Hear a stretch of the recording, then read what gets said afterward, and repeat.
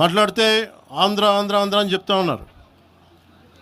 తెలంగాణ ప్రజలకి ఆంధ్ర మీద విద్వేషం లేదు, తెలంగాణ నాయకులందరికీ విద్వేషం లేదు. తెలంగాణ ఏర్పాటు కావాలని కోరుకున్నారు కానీ ఆంధ్ర ప్రజల మీద ఎక్కడా విద్వేషం చూపించలేదు. ఇది తెలంగాణ తాలూకు ప్రేమ, తెలంగాణ ప్రజల తాలూకు ప్రేమ. ఇవన్నీ ఎవరు మర్చిపోరు. నాకు ఈ మధ్యన వస్తా ఉంటే నువ్వు హైదరాబాద్లోకి ఎలా అడుగు పెడతావు, నీకు హైదరాబాద్లో ఏం పని, ఇది నేను ప్రత్యేకించి చెప్తా ఉన్నా.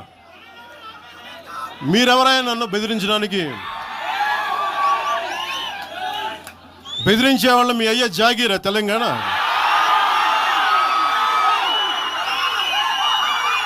నా మీద దాడులు చేస్తా ఉన్నారు కదా. నాకు తెలంగాణలో బెదిరింపుల కంటే కూడా ఆంధ్రాలో బెదిరింపులు ఎక్కువ. నాకు తెలంగాణలో ఇంకా రానివ్వు అంటారు నన్ను, ఆంధ్రాలో అయితే తల తీసేయని అంటారు కోనసీమలో కొంతమంది.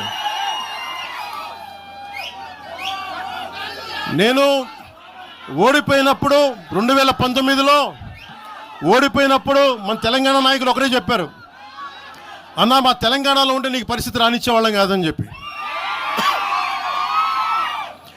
నాకు నిజంగా తెలంగాణ అద్భుతంగా ఉండాలి, యువతకు అద్భుతమైన అవకాశాలు రావాలని కోరుకుంటాను తప్ప నాకు ఇక్కడ కొత్తగా బావుకునేది లేదు, ఏమీ లేదు.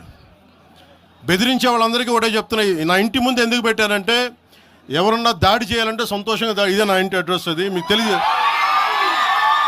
నాకు అలాంటి భయాలు లేవు. నాకు బాంచన్ సారు కాల్మొక్తా అనే ఉద్దేశం ఉంటే పార్టీ ఎందుకు పెడతామా? అంత భయపడేవాళ్ళంత పార్టీ పెడతామా? మీ ఇష్టానికి మాట్లాడితే మేము భయపడాలా?